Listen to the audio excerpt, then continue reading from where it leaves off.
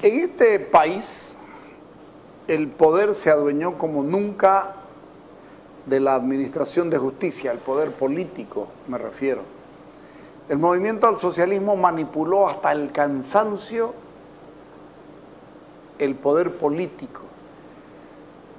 La Constitución decidió cambiar el poder judicial y lo convirtió en un órgano judicial.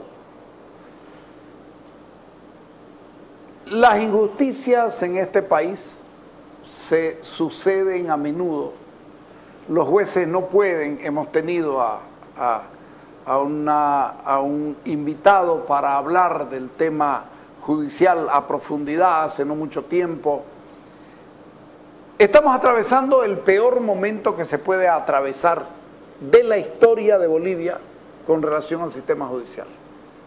El movimiento al socialismo en este afán de, supongo que dar imagen de eficiencia, justificarse ante los organismos internacionales que son críticos, no sé, pónganle ustedes el apodo que les dé la gana.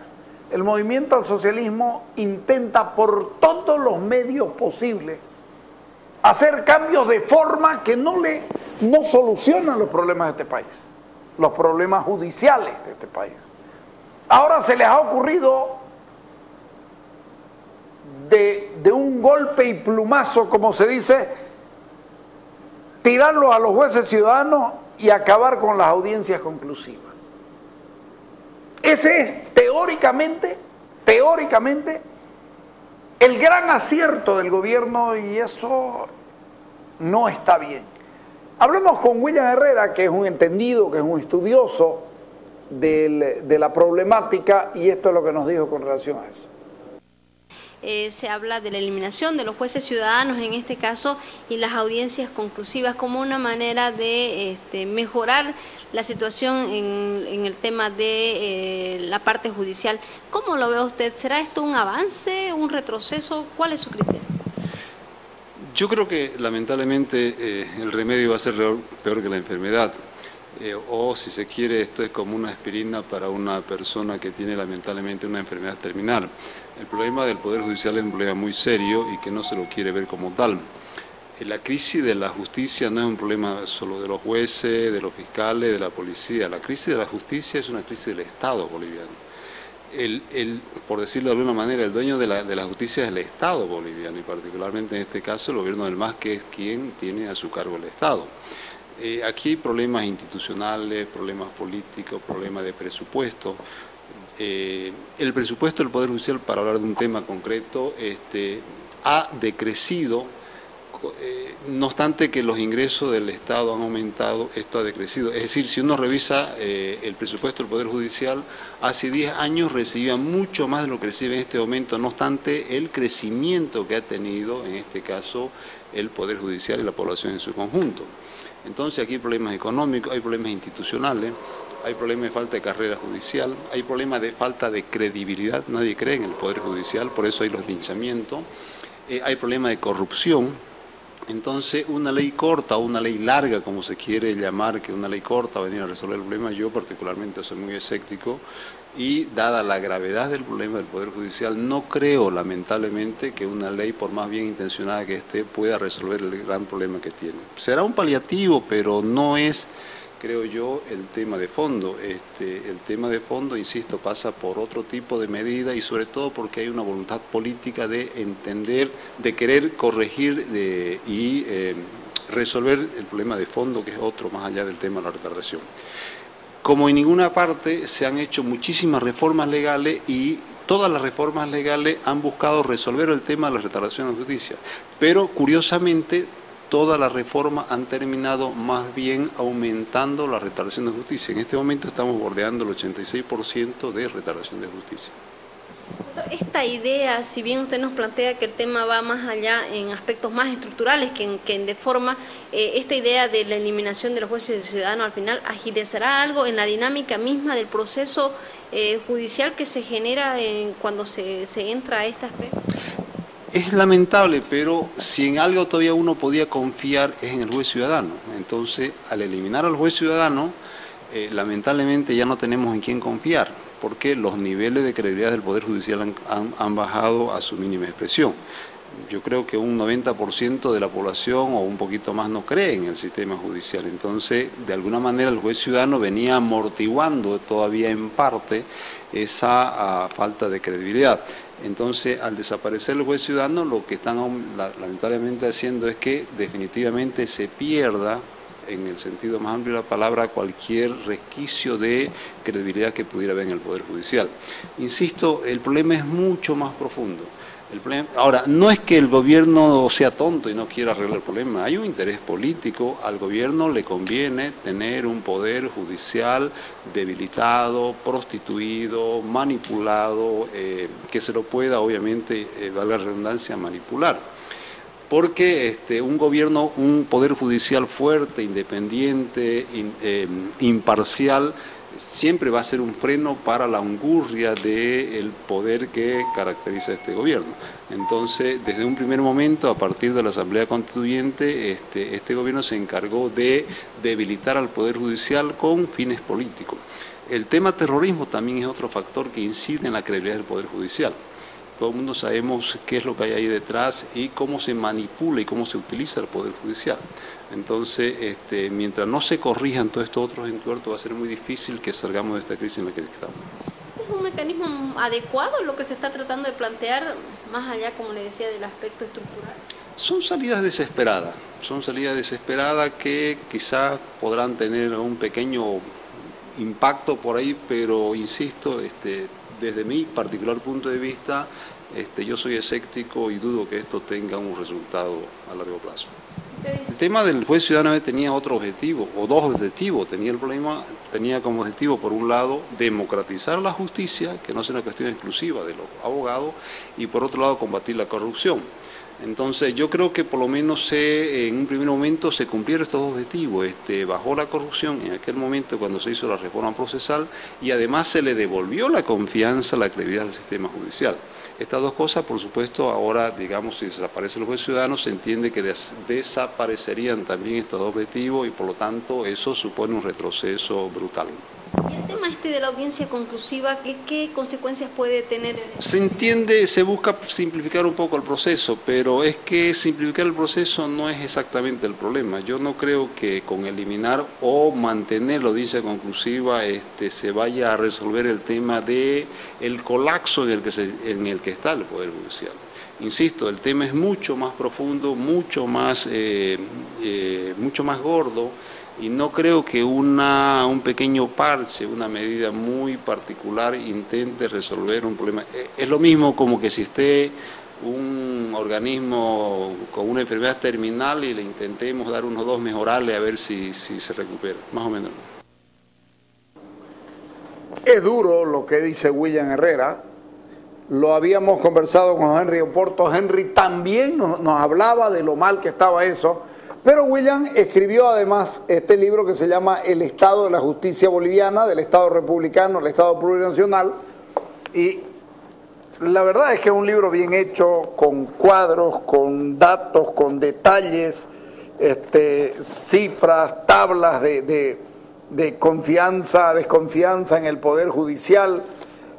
La verdad es que hay mucho trabajo de William Herrera, es un hombre estudioso, y creo que él da en la cabeza el clavo cuando dice, esto es darle 2 mejorales a un enfermo terminal. Esto necesita otra acción de parte del poder. Primero, por eso yo siempre digo el poder. Primero, el poder político debe tratar de sacar las manos. No debe tratar, debe hacerlo. Debe no tocar, no contaminar políticamente al sistema judicial. Hoy día volví a escuchar a Naciones Unidas que dice, señores, el proceso contra las señoras y ahora contra el magistrado Cusi, contra las señoras magistradas por el tema de la ley del notariado, es un proceso que no tiene pie ni cabeza, que no va a ningún lado, no sé qué. Y miren ustedes quién lo dice, Naciones Unidas, que acaba de darle a Bolivia estas paradojas y cómo se maneja el club del poder, acaba de darle a Bolivia la posibilidad de la presidencia pro tempore por un determinado tiempo, que creo que es el año 2015 entero, le da la Secretaría pro tempore de la Comisión de Derechos Humanos en la Organización de Naciones Unidas. Y todo el mundo lo celebra, todo el mundo se pone contento. No sé si la seguimos teniendo la declaración de la señora Gabriela Montaño, si no la tenemos no importa. Pero ¿saben qué dice doña Gabriela Montaño? Que este es un premio al país, porque el país está haciendo leyes que favorecen... Ahí está, ponela. Bueno, Bolivia por 144 votos ya es parte de la Comisión de Derechos Humanos de Naciones Unidas, y lo cual festejamos y nos alegramos muchísimo porque Bolivia es un país ejemplo en términos de aplicación de derechos en sectores muy vulnerados en otros países, en la región y en el mundo entero, como ser mujeres, como ser indígenas, y Bolivia se merece con creces ser parte de la Comisión de Derechos Humanos. Lamento mucho las declaraciones vertidas por algunos opositores que lo único que intentan hacer es desprestigiar a Bolivia. Los países no se prestigian porque escriben una ley, sino por cómo la llevan a cabo. Este país debe ser el país con el mayor número de leyes para todo. La única ley que nosotros no tenemos es una que hay en California, donde le prohíben a la gente estacionar sus jirafas en las calles en California. Aunque ustedes no lo crean, hay una ley que prohíbe a los ciudadanos de California en un pueblito amarrar en las calles a sus jirafas, como si la gente tuviera jirafas. Pero después las tenemos todas las leyes del mundo. Efectivamente, hemos legislado sobre el tema indígena. Pero se cumple la ley. Porque uno puede escribir lo que le dé la gana, pero se cumple la ley en materia indígena. Viejo, no terminan el asunto de Chaparina, no, pero esa es otra cosa, puede ser la aplicación. No, señor, es que el problema es que el club del poder, como yo me permito llamar a la Organización de Naciones Unidas, el problema del club del poder es que le alcahuetea siempre al poder que está arriba. Eran los mismos que decían que Sánchez Lozada no pasaba nada cuando estaba matando gente en los caminos. En el gobierno de Sánchez Lozada se estaba matando gente en los caminos en los Yungas. O se estaba matando gente en el Alto. ¿Hemos legislado sobre mujeres? Claro que hemos legislado sobre mujeres. Hemos legislado sobre mujeres. Y no nos olvidemos que en el Consejo Municipal de Sucre un concejal violó a una mujer. No nos olvidemos que un diputado del Movimiento al Socialismo la violó a su hija. A su hija. Y mierda, lo escondieron hasta debajo de la alfombra. Hasta debajo de la alfombra. ¿Que hemos legislado por las mujeres? Claro que sí. Pero es como el cenicero en la moto, no sirve para nada. Sí legislamos contra las mujeres, sin embargo tenemos una cantidad de feminicidios que asustan. Claro que hemos legislado contra la mujer, pero la mujer todavía no encuentra, está escrito en la ley, pero todavía no encuentra por lo menos que le paguen lo mismo que a los hombres. Entonces, ¿de qué sirve escribir?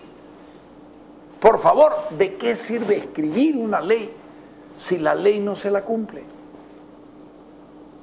¿Cuál es el objetivo de decir hemos legislado por la mujer, hemos legislado por los indígenas? Si en términos reales no se está cumpliendo. Si el caso Chaparina está ahí golpeándonos a todos, las conciencias todos los días, porque se nos machaca con eso. legislar por la mujer, legislar por el indígena, legislar por los niños. ¿Cuántos niños son violados o cuántos niños se van a dormir con la barriga vacía? ¿Cuál es el presupuesto de salud de este país? El acceso a la educación es gratuito y no sé cuánto. ¿Ah, sí? ¿El acceso a la educación es gratuito? ¿Ah? Anda a decirle pues al que está haciendo cola a las 4 de la mañana para conseguir una ficha para pasado mañana que el acceso a la salud es gratuito. Anda a contarle a eso, a los que le subieron el precio de la sangre y después se asustaron por semejante cagada que habían hecho porque electoralmente era inconveniente y la terminaron retirando. Pero anda a contarles a esos ciudadanos que tienen que hacerse transfusiones permanentes, que tienen que hacerse diálisis, anda a contarles que tienen el derecho. No puede andar la gente con un papel y diciendo, aquí está mi derecho, y te va a decir, bueno, que te dé pues el derecho, que te dé el papel, que te dé medicamentos, que te dé esto. Entonces no se trata de ser crítico por ser crítico, se trata de asumir una realidad. Se trata de asumir una realidad y la realidad es que estamos hechos bolsa, viejo. Que pueden escribir todas las leyes que les dé la gana. Pueden escribirlas. Pero sin ninguna duda, no están solucionando problemas. Y pueden ir a sentarse cuantas veces les dé la gana en la Comisión de Derechos Humanos o presidirla o dejarla de presidir. La situación no habrá cambiado para nuestro país y para nuestra gente. Ese es el tema que no quiere reconocer doña Gabriela Montaño y no quiere reconocer nadie el gobierno porque están chochos, felices y contentos que el sinvergüenza de Sacha Llorenti, corrupto y encima violador de derechos humanos, esté allá adueñándose de un palco que no le corresponde. Háganme el favor.